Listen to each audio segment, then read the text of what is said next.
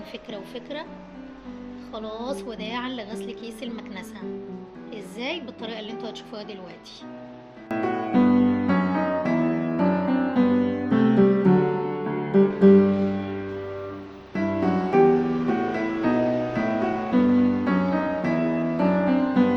هنجيب كيس، اي كيس، ونحطه في كيس المكنسة.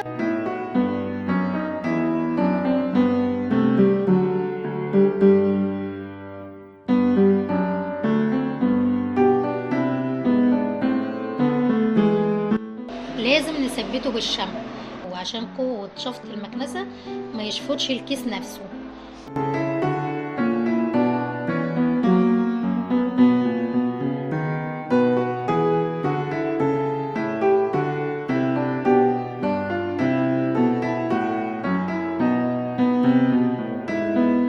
هنثبته بالشمع زي ما حضراتكم هتشوفوا دلوقتي،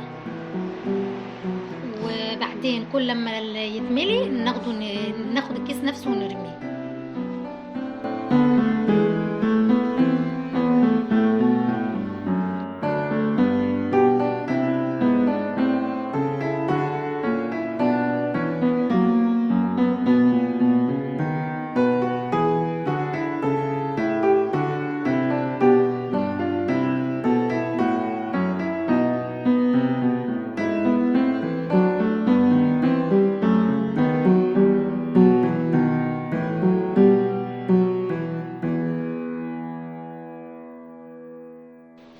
أرجو إن الفكرة تكون عجبتكم، وكل سنة وانتم طيبين.